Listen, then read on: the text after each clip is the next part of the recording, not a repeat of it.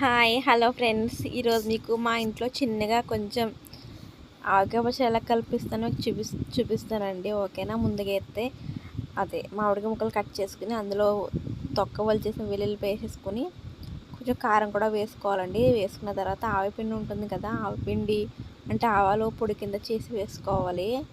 ఆవకాయ పచ్చడి అలాగానే వేసుకోవాలండి. ఇది వచ్చేసి డైలీ కొంచెం ఏదో సింపుల్గా పెట్టుకుంటున్నామండి. మేమైతే ఎక్కువ తర్వాత పెట్టుకుంటాము, కాకపోతే ఇది తినడానికి కోసమని పెడుతున్నాం అనమాట. ఇప్పుడు ఆవపిండి అదే కారం వెల్లుల్లిపాయలు వేసేస్తాం కదా, ఇప్పుడైతే సాల్ట్ వేసుకోవాలి. మనకి చూసుకుని వేసుకోవాలండి. మళ్ళీ సరిపోకపోతే మళ్ళీ వేసుకునేలాగా వేసుకోవాలి, కానీ ఎక్కువైపోతే మళ్ళీ పచ్చడి అయితే పాడైపోతుంది కదా. ఓకేనా. ఈ విధంగా వేసేసుకొని మనం తర్వాత ఆయిల్ వేసి అయితే కలిపేసుకోవాలండి. ఓకేనా. చాలా సింపుల్గా అయిపోతుంది పచ్చడి అనేది. అంటే ఎక్కువ పెట్టుకుంటే మనకి ప్రాసెస్ అనేది చాలా ఎక్కువ ఉంటుంది. ఇది సింపులే కదా, ఎన్నో కాయలే కాదు 3-4 కాయలేమో అంతే. జస్ట్ అలా కట్ చేసి ఏదో కర్రీ వండుకున్నట్టు పెట్టేసుకున్నాము ఇంట్లోకే కాబట్టి ఏదో కొన్ని రోజులు అయిపోతుంది ఇది.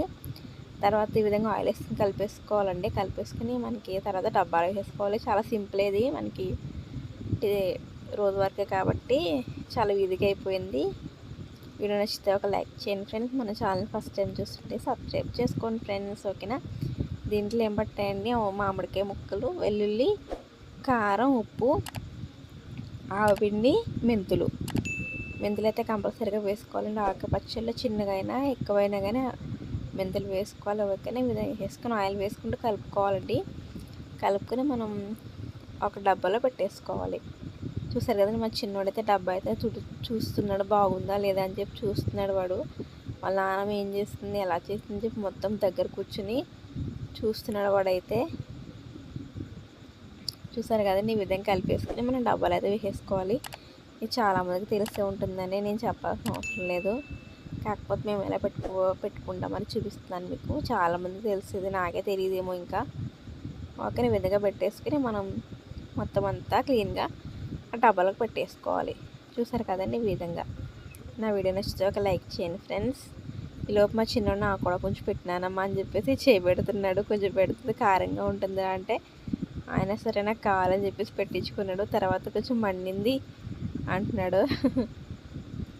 చూసారు కదా, ఈ విధంగా పెట్టేసుకున్న తర్వాత కొంచెం ఆయిల్ వేసి మనం ఆ కారం గిన్నెలో మొత్తం అంతా పెట్టేసుకోవాలి. ఓకేనా. నాకైతే ఎప్పుడు పెట్టినా ఆవకాయ పచ్చడి అనేది మా సైడ్ అయితే పెట్టిన రోజు కాకుండా 3వ రోజు అయితే ఓపెన్ చేస్తారండి. ఆ పెట్టిన 2 డేస్ అయితే ఓపెన్ చేయరు, 3వ రోజు ఓపెన్ చేసి చూస్తారు ఉప్పు కారం సరిపోయిందా అనేసి.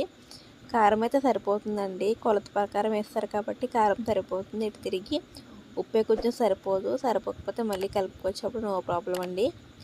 చూసారట ఈ విధంగా ఆయిల్ కూడా మనం ఆ కారం గిన్నెలో వేసుకుని మొత్తం అంతా క్లీన్గా చేసేసుకోవాలి. చూసారు కదా ఈ విధంగా.